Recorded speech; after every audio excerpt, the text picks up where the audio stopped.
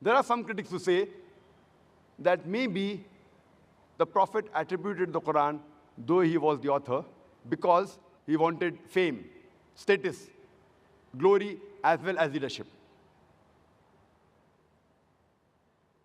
According to Michael H. Hart, he writes in his book, The 100 Most Influential Persons in the History of Humankind,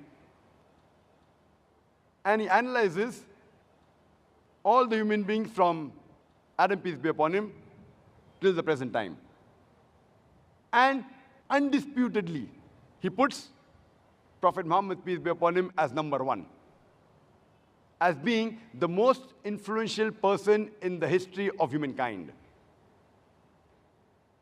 So if he wanted to become a leader, he didn't have to claim that the Quran was from God, if he actually was the author. And Michael H. Hart, he gives reasons for each person, why did he give him number one, number two, number three, etc. And at the end of the biography says that it was the indisputable secular and religious influence of Prophet Muhammad, peace be upon him, that makes him the undisputable number one person to have the most influence in human history.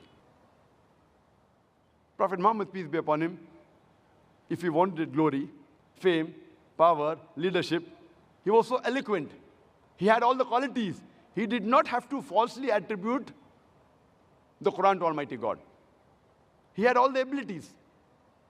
And if we analyze logically, any person who wants power, glory, leadership, fame, status, along with him is attached good food, fancy clothes, magnificent places, monumental palaces, guards, etc.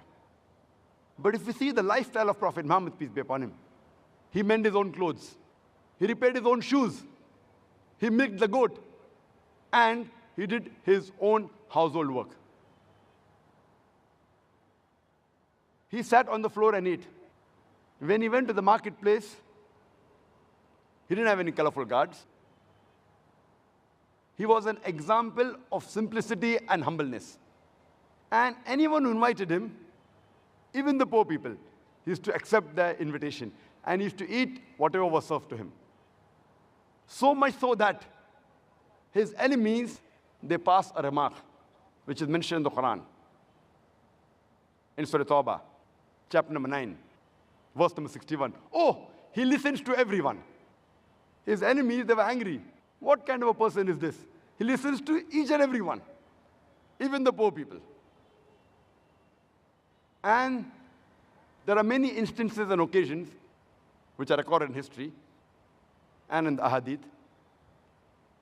And one such instance is, there was a representative from the pagan Arabs by the name of pbuh, and he comes to the Prophet and says that we will give you all the wealth in Arabia, make you the richest man of Arabia.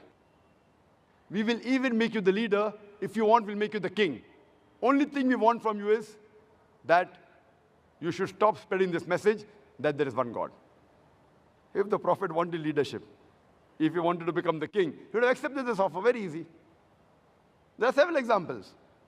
We have the example that when the pagan Arabs, they told his uncle Abu Talib that ask an nephew to give up the message of universal brotherhood, of the oneness of God. He replies to his uncle that even if they put the sun in my right hand and the moon in my left hand, I will not stop my mission. I will not stop spreading this message until the day I die, or whatever Allah wills. There was a time when his son Ibrahim, he died, and it coincided with an eclipse. So immediately the people said, this is a sign from God. The sun is mourning because a person has died, the son of Muhammad, peace be upon him. Immediately the Prophet replied, and he said that the sun and the moon, they are signs of Allah subhanahu wa ta'ala. They do not eclipse because of the birth or the death of any human being. if he wanted fame and power, it was a very good opportunity. He could have said, yes, because my son died, we see the heavens are mourning. But he didn't do that, because he's a truthful person.